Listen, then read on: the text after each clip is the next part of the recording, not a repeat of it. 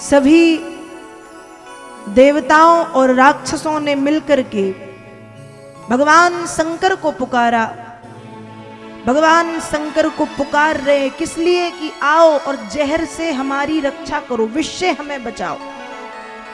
भगवान शंकर भी देखो कितने भोले भाले, जो जैसे बुलाता है बस पहुंच जाते। ध्यान रखिएगा, जब आपका कभी कोई काम बन ना रहा हो, सब देवताओं के पास जा जा के थक गए हो, तो एक बार भगवान भोलेनाथ की शरण में जाकर के देखिएगा, क्योंकि जो कोई नहीं कर सकता वो केवल और केवल महाकाल कर सकते हैं। भाभी मैट सकहीं त्रिपुरारी। एक बार ब्रह्मा जी ने भी यदि यहां जो लिख दिया है तो उसको फिर ना ब्रह्मा स्वयं काट सकते हैं ना भगवान विष्णु काट सकते हैं। केवल और केवल भगवान शंकर हैं जो ब्रह्मा के लेख को भी बदल सकते हैं। भाभी मैट सकहीं त्रिपुरारी, भगवान भोलेनाथ।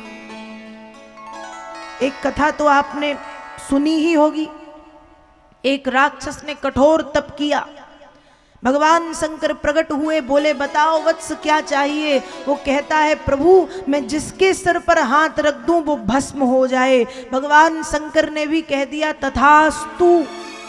थोड़ी देर के बाद वो कहता है सबसे पहले मैं आपके सिर पे ही हाथ रख के देखूंगा आप भस्म हो रहे हो या नहीं। भस्मासुर वरदान देते हैं और स्वयं उस वरदान में फिर कभी कभी फंस भी जाते हैं। भोलेनाथ है, जैसा नाम है भोलेनाथ वैसे ही भोलेनाथ है, बड़ी शीघ्र प्रसन्न होने वाले। आज जब देवताओं ने बुलाया है कि विश्व रक्षा करो, देवताओं को भी किसकी याद आई? भगवान विष्णु की भी आ सकती थी, भगवान ब्रह्मा की भी आ सकती थी, लेकिन किसकी आई? महाकाल की, क्योंकि जानते हैं केवल महाकाल हैं जो यदि विस्पान भी करना पड़े तो कल्याण के लिए विस्पान कर लेंगे। केवल महाकाल। किसी देवता को हम बुलाएं कि भैया आओ और आकर के जहर पी लो, तो देवता आएंगे जहर पीने और ऊपर से श्राप दे देंगे कि जहर पीने बुलाते हो, लो श्राप, ले लो श्राप। पर भगवान शंकर को विस्पान करने जब बुलाया, महादेव विस्पान करने के लिए पधारे हैं और सारा विष एक पात्र में रख करके भगवान भोलेनाथ ने विषपान किया। और जब भोलेनाथ ने विषपान किया तो विष सबसे पहले मुख में रखा है। फिर सोच रहे हैं कि मेरे मुख में तो संपूर्ण ब्रह्मांड है, यदि विष को मुख में रखता हूं तो ब्रह्मांड को कष्ट होगा, और यदि विष को गले से नीचे उतारता हूं तो हृदय में राम जी बैठे हैं, राम जी को कष्ट होगा।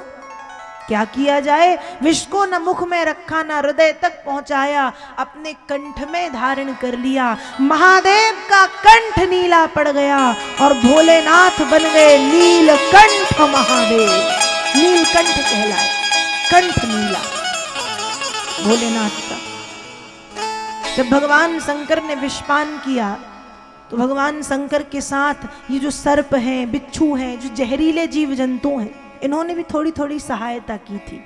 भगवान विषपान कर रहे तो सर्प ने भी पी लिया, बिच्छू ने भी पी लिया, जो जहरीले जंतु हैं उन्होंने पी लिया। इसलिए भगवान ने बाद में ये वरदान दिया है कि तुमने मेरी सहायता की, इसलिए तुम सदैव मेरे गण के रूप में पूजे जाओगे। और सर्प को भगवान ने अपने कंठ में धारण किया, बिच्छुओं को कुंडल के रूप में पहना।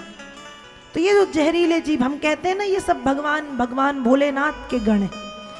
तो भोलेनाथ ने विषपान किया तो इन्होंने भी जाकर के अपनी थोड़ी थोड़ी सी सहायता भगवान को प्रदान की है।